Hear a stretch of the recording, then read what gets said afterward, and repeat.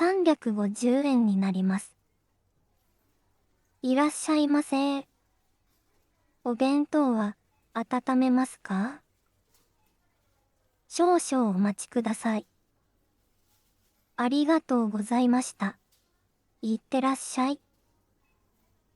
いってらっしゃい。ってコンビニでは普通言わない。でも私はお客さんに気持ちよく今日をスタートしてもらいたい。朝のコンビニはレジにたくさんのお客さんが並ぶのでとても大変。特に7時30分から8時45分の間は忙しくてレジから離れることができない。だけど楽しみもある。ほら、彼がやってきた。新聞と缶コーヒーをレジに置く男性。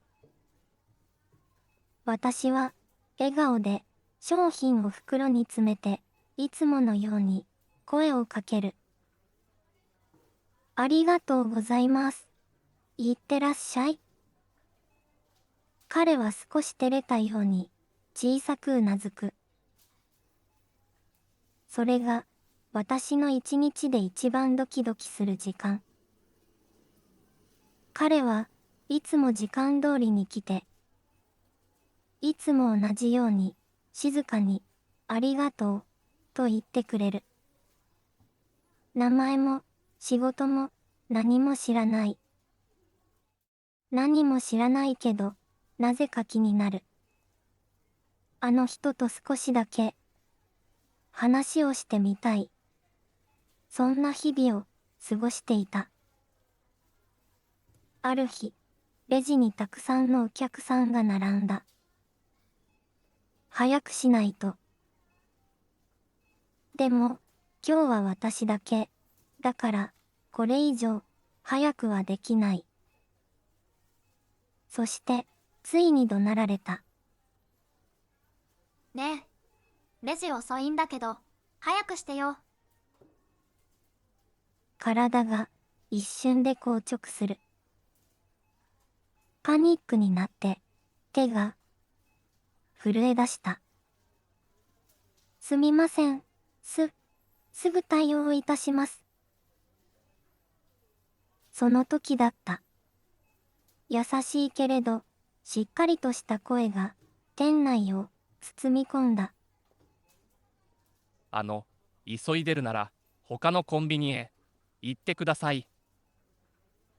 どこにいるのかわからないけど、彼だった。毎朝、新聞と缶コーヒーを買ってくれる男性。気になる人。その声に怒鳴ったお客さんは舌打ちして、店から出て行った。そして、しばらくして、レジに新聞と缶コーヒーが置かれた。ゆっくりで大丈夫ですよ。私がうなずくと、彼は少しだけ笑って、こう言った。あなたの接客、俺は好きですよ。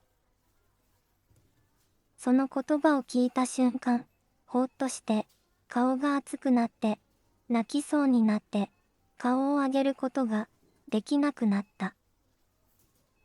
でも、泣いちゃいけない。今は仕事中で、私は店員だ。しっかりしなきゃ。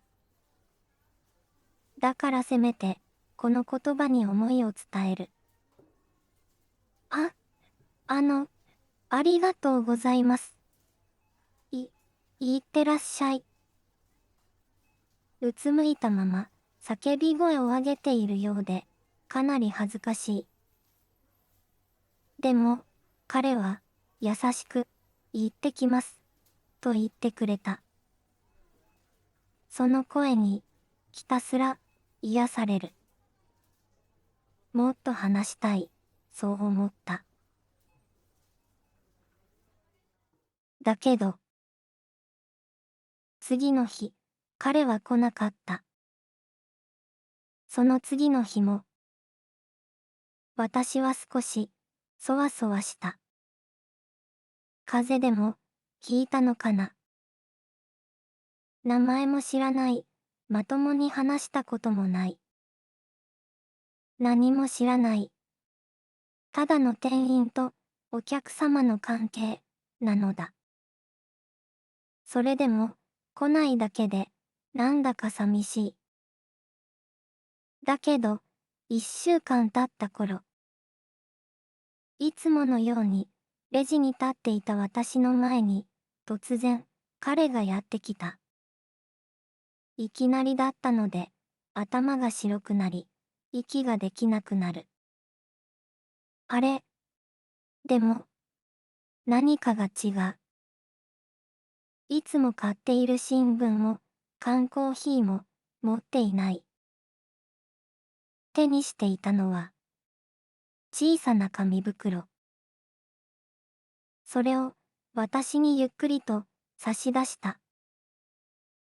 これ、もらってください。低い声。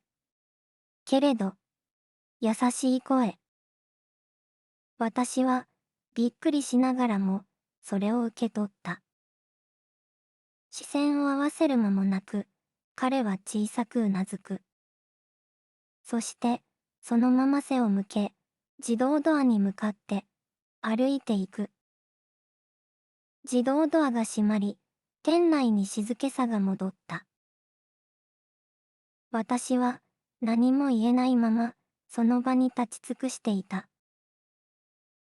ふと手に残った紙袋に目を落とす。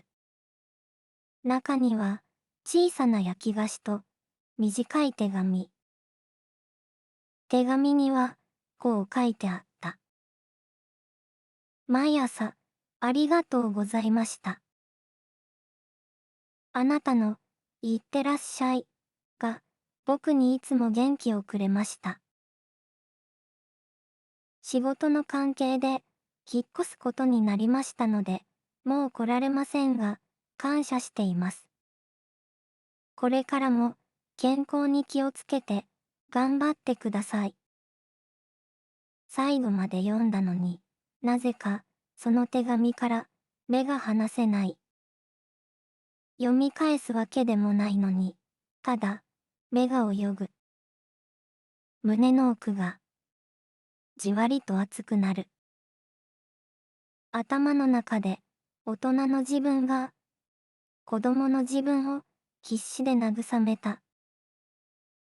レジの中でそっと深呼吸をする。誰もいない店内。こちらこそ。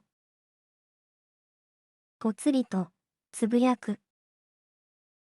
ふと目を閉じて小さく笑う。いってらっしゃい。もう聞こえない誰かへ向けて。